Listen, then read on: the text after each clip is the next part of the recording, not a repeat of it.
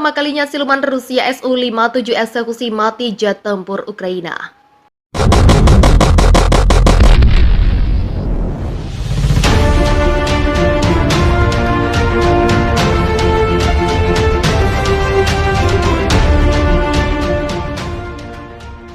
Rusia adalah satu dari 3 negara yang mampu membangun jet tempur siluman. Istilah siluman ini memang erat dengan jet tempur generasi kelima. Disebut siluman karena kemampuan kamuflasenya tidak terlihat dari deteksi radar. Kemampuan ini memang syarat pada jet tempur modern bahkan masa depan. Selain fitur siluman, masih banyak lagi teknologi canggih di dalam jet tempur modern ini. Untuk sekarang hanya produksi Amerika Serikat yang benar-benar beroperasi penuh, yaitu F-22 Raptor dan F-35 Lightning II. Dua ini buatan Lockheed Martin.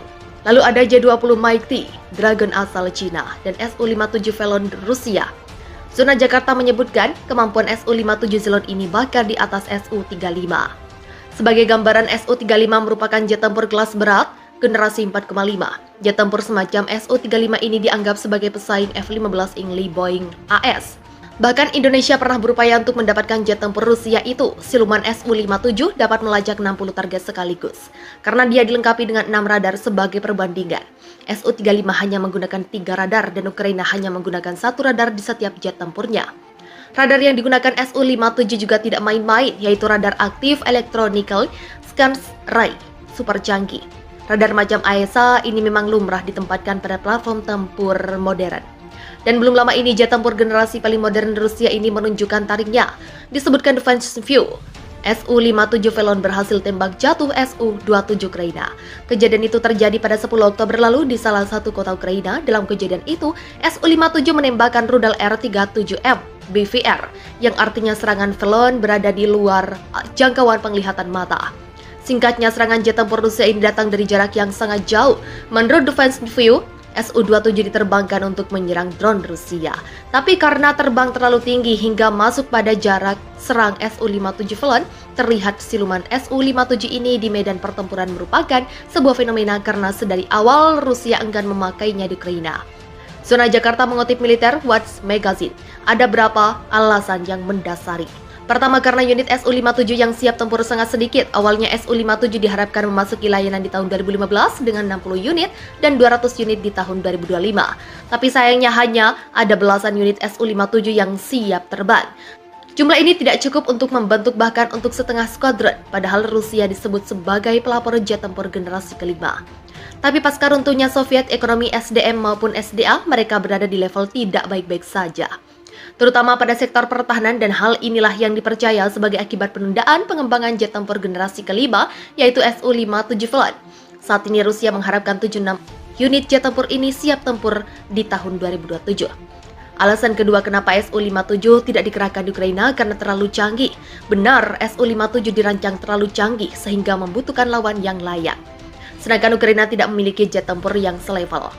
Dan perlu diketahui alasan ini yang juga dirasakan dua negara lainnya.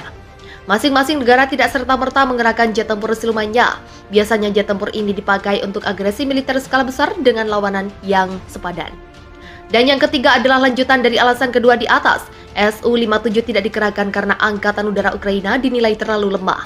Selama Perang Pecah Februari lalu, salah satu masalah yang dialami Ukraina adalah kemampuan jet tempurnya. Sangat tidak mungkin mengalahkan jet tempur modern Rusia. Presiden mereka pun sejak awal meminta sekutu baratnya untuk memasok jet tempur. Jet tempur siluman Su-57 Rusia terlihat melesat di wilayah udara utara Ukraina ketika perang kedua negara sedang berkecamuk. Belum jelas apakah pesawat tercanggih Moskow itu memang dikirim untuk misi tempur pertamanya atau hanya untuk menguji radarnya. Mengutip laporan Eurasia Times, Jumat pesawat tempur itu muncul di wilayah udara Berdisev, Zhytomyr pada hari Kamis menjelang pertemuan Menteri Luar Negeri Rusia dan Ukraina di Turki. Laporan itu juga menampilkan video kemunculan pesawat tersebut yang diambil dari unggahan akun Twitter @ww3unbiasats pada 10 Oktober. Pada 10 Maret, invasi Rusia ke Ukraina dimulai sejak 24 Februari pada hari Jumat. Su-57 Valon generasi kelima adalah jet tempur kelas barat. Spekulasi yang bermunculan menyebut distrik militer selatan Rusia memang mengerahkan jet tempur itu ke Ukraina. Laporan lain dari Setpart Media bahkan menyebut pesawat itu melakukan pemboman yang kemungkinan menargetkan jembatan Berdisev di atas sungai Teterev. Penduduk setempat mengklaim bahwa pesawat yang muncul itu mengeluarkan suara yang tidak biasa dan terlihat sangat mirip dengan Su-57 generasi kelima dalam hal desainnya. Kementerian Pertahanan Rusia belum secara resmi mengumumkan penggunaan pesawat tempur canggih itu di Ukraina. Kementerian Pertahanan Ukraina juga belum berkomentar. Jika laporan tersebut terkonfirmasi, maka itu akan menjadi contoh pertama dari pesawat tempur di siluman Rusia yang dikerahkan ke misi tempur yang sebenarnya. Pada 2018 dan 2019, prototipe pesawat ini dikirim ke pangkalan udara Khmeimim di Suriah. Selama salah satu uji coba, Su-57 menambahkan rudal jelajah yang diduga KH-59MK2 dan melakukan total 10 penerbangan. Su-57 merupakan pesawat tempur multiperan bermesin ganda berkursi tunggal. Itu dimaksudkan untuk digunakan dalam pertempuran udara serta serangan darat dan laut. Pesawat tersebut juga dimaksudkan untuk menggantikan pesawat militer Rusia yang sudah tua seperti MiG-29 dan Su-27. Area penampang radar Su-57 dilaporkan 30 kali lebih kecil dari Su-27. Tidak seperti desain jet tempur siluman Amerika Serikat seperti F-22 Raptors atau F-35. Fitur penurunan RCS lebih terlihat di bagian depan pesawat Su-57. Kemungkinan besar karena pemotongan biaya. Itu kemungkinan terkait dengan doktrin Rusia tentang terbang di bawah perlindungan sistem pertahanan udara terintegrasi yang ramah. Su-57 dibangun untuk daya tahan lama dan kemampuan manuver di semua sumbu pesawat.